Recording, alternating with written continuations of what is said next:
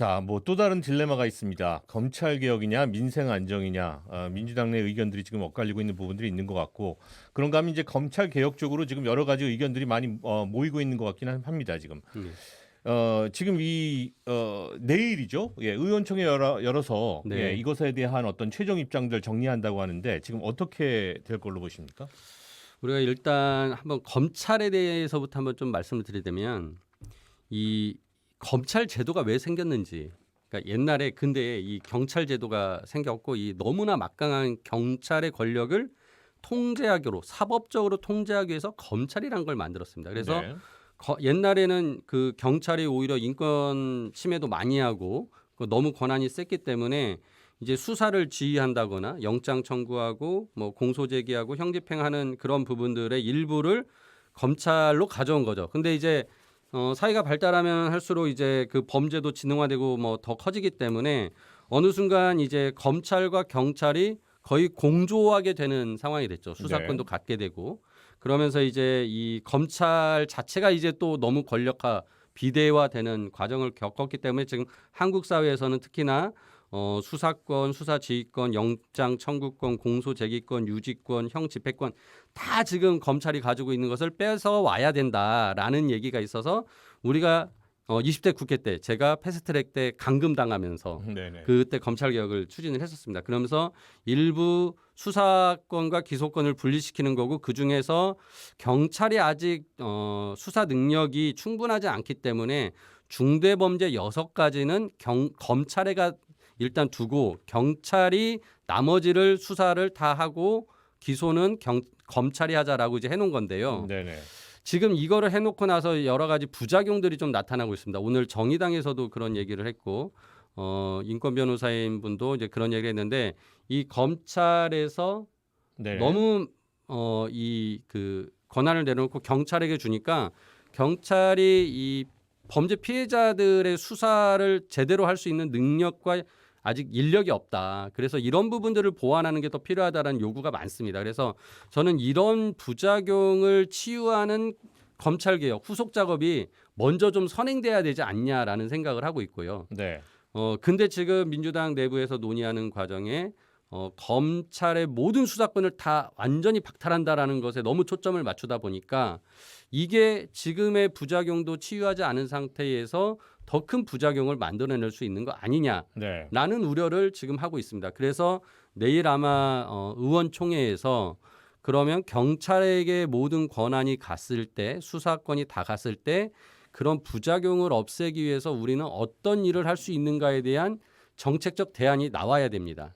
아마 내일 그걸 또 논의할 것 같습니다. 네네. 그래서 저는 이 검수완박이라고 지금 하는 부분들 원칙적으로 그 검찰의 권한이 너무 커졌기 때문에 줄이는 네. 건 맞지만 네. 그 과정에서 나타나는 부작용들, 국민들의 피해를 최소화할 수 있는 정책적 대안과 함께 진행되고 이게 어떻게 보면 단계적으로 진행이 되어야 된다라고 생각을 합니다. 검찰 수사권의 정상화라는 것이 워낙이 힘든 일이고 요원한 일이고 지금 예. 또 그리고 검찰이 가지고 있는 이 권력 때문에 생기는 여러 가지 부작용들이 있기 때문에 예. 이 부작용을 위해서 부작용을 조심해야 되고 부작용이 그렇죠. 일어나지 않도록 또 그러니까 이게 쉽지 않은 일입니다, 참. 예. 예. 앞서서도 그 처음에 또 진행자분께서 이것도 딜레마라고 하셨어요. 진짜 네. 딜레마입니다. 맞습니다. 이게 예. 70년간 가져온 우리의 검찰 사법 체계 제도가 있는 거고요. 네. 이거를 하루 아침에 바꾸기가 참 어려운 부분인 거죠. 그래서 네. 어떻게 보면은 20대 국회 때 했던 게 저는 1차 검찰 개혁이 진행이 된 거고, 네. 그러니까 6대 범죄 빼고 나머지를 일단은 수사권을 기소권과 분리시켰던 거고, 네. 그 과정에서 부작용이 나오면 또 치유해 가고 그러면서 나머지를 진행해 가는 것이 맞지 않겠냐. 네네네. 하루 아침에 모든 걸 다 해결할 수는 없다라는 네. 거죠. 예. 자, 채널A 사건 연루 무혐의 처분을 받은 한동훈 검사장이 예. 박범계 이 법무부 장관에게 책임을 묻겠다라고 나서는가 하면 또 유시민 전 노무현재단 이사장도 최후 변론을 통해서 현 상황을 개탄하기도 했는데 자, 그리고 또 이제 조국 전 장관의 딸 조민 씨가 고려대 부산대 의전원 입학 취소되면서 어떻게 보면 이제 무소불위의 검찰 개혁이 이 민생 개혁보다 우선돼야 한다는 지적들이 많이 나오고 있는 것은 현실인 것 같습니다. 그리고 지금 그런 여러 가지 상황들 때문에 민주당의 전체적인 민주당원들의 여론들도 이렇게 움직이고 있는 것으로 보이거든요. 근데 저는 이제 그런 네. 부분들이 진짜 국민들이 지금 검찰 개혁을 막 간절하게 원하느냐, 그리고 네. 막 검찰 개혁의 어떤 검찰의 어떤 폐해로 인해서 국민들이 더 힘드냐, 뭐 이런 걸 우리가 봤을 때 지금 말씀하신 그런 사례들이 대부분 권력자들의 얘기입니다. 네. 예. 그리고 아까 말씀드렸던 검찰과 그 검찰 개혁 1차 검찰 개혁을 하고 나서의 그 수사에 대한 어떤 미흡 때문에 피해를 보는 국민들이 더 대다수거든요. 그래서 저는 이 개혁의 초점이 어떤 민생과 맞물려야 되고 그래야 국민들도 박수 쳐주는 검찰 개혁이 된다라는 거고요. 네. 그런 측면에서는 저는 앞서 말씀드린 그 부작용을 해결하는 것이 1차적인 우리의 최우선 목표가 되어야 된다라는 생각을 합니다. 그러니까 단계적으로 이렇게 먼저 우선된다는 거죠. 네. 그리고 결과적으로는 검수완박까지 가긴 해야 되겠죠. 근데 궁극적으로는 가야 된다. 예, 근데 우리가 지금 그 순서가 바뀌는 바람에 오히려 더 문제가 복잡해지고 있다라는 생각이 들고요. 그래서 아까 말씀드렸던 대로 내일 의총에서 이런 부분이 이제 지금 한 일주 넘게 이 민주당에서 굉장히 활발한 토론을 통해서 네. 다 그 문제 제기가 됐습니다. 네. 그래서 이거를 진짜 어떻게 이제 해법을 찾아낼지는 내일 한번 또 머리를 맞대고 얘기를 해봐야 되는데 솔직히 지금 저도 대안이 없는 상황에서 네. 더 저보다 이제 이런 그 사법 체계 전문가인 의원님들이 많이 있으니까 내일 그런 얘기를 들어가면서 네. 우리가 해법을 찾아야 되지 않나라는 생각을 합니다. 실질적으로 근데 윤석열 정부가 취임한 후에는 거부권을 가지고 있어서 이게 궁극적으로는 검수완박, 검찰 수사권의 정상화 이거 불가능한 얘기 아닐까요? 근데 저는 이런 측면에서 문재인 대통령도 굉장히 부담이 될 거라고 생각합니다. 그러니까 우리가 이 검찰 개혁의 어떤 법안을 통과시켜 가지고 근데 이 통과시킬 때 제가 보기에는 국민의힘이 협조해 주지 않을 거거든요. 엄청나게 국회에서 큰 어떻게 보면 또 싸움이 일어날 겁니다. 굉장히 국민들에게 안 좋은 모습을 보여줄 수밖에 없는 상황이 될 거고 그렇게 해서 올라온 법안을 다음 대통령은 거부권을 행사할 것 같은데 지금 대통령은 그거를 수용한다? 그럼 뭔가 이 제도에 대해서 문제점이 있다라는 것에 대한 문제 의식들을 가지고는 있을 텐데 그런 거에 대한 해법이 없는 상태에서는 안 된다는 거죠. 그래서 저는 아까 말씀드린 대로 검수완박이라는 게 예를 들어서 기간이 앞으로 1년 또는 뭐 몇 개월 이렇게 유예 기간을 주고 그 사이에 절차적으로 경찰의 비대화를 막을 수 있고 그 권력화를 막을 수 있는 방안들을 뭔가 만들어내면 그런 합리적인 안이 만들어지면 지금 대통령이건 다음 대통령이건 충분히 다 수용할 수 있다라고 생각을 하고요. 너무 검찰에 대해서 적대시하고 악마화하는 거는 저는 좀 과도하다는 생각이 듭니다. 네.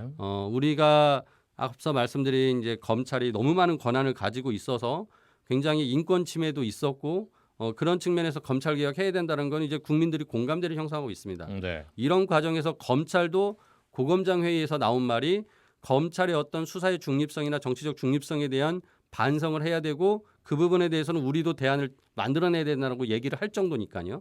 그런 측면에서 저는 합의를 하지 않고 밀어붙이식으로 검찰 개혁을 하면 예를 들어서 어느 순간 민주당이 아니라 지금 보수 정당이 또 과반을 차지하면 그때 가서 또 힘으로 밀어붙여서 뒤바꿔놓을 수 있는 거거든요.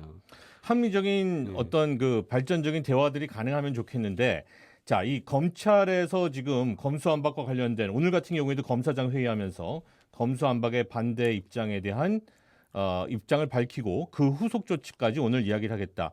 검찰에서는 아주 조직적으로 지금 이 문제에 대해서는 반발을 하고 있는 거거든요. 이거에 대해서 어떻게 보세요? 아니, 검찰도 그러면 안 됩니다. 그러니까 검찰도 거기에도 다 지휘 체계가 있습니다. 이게 정부 조직이잖아요. 그러면 검찰에서 그런 부분을 논의하면 그걸 검찰총장이 다 수집하고 최종적인 안을 만들어서 법무부 장관한테 보고하고 법무부 장관이 그걸 이제 국회에 보고해서 의견을 제시하거나 해야 없는 되는데 걸로 보여요. 검찰이 지금 그걸 안 하니까 더 이제 강하게 검찰 개혁의 요구를 받는 거예요. 네. 그러니까 이게 참 어떻게 보면 제가 보기에는 서로 악수를 두면서 악순환이 되는 거죠. 그러니까 저는 이걸 선순환으로 만들기 위해서는 지금의 민주당이 검찰 개혁을 해왔던 지난 2년간의 것을 어떻게 보면 반성을 하고 뭐가 잘못됐었는지, 뭐가 부족했는지를 보고 그것을 어느 정도 해결할 수 있는 구체적이고 합리적인 대안들을 만들어 놓으면서 앞으로의 스케줄에 따라 검수완박까지 어떻게 갈 것인가의 계획을 짜면 저는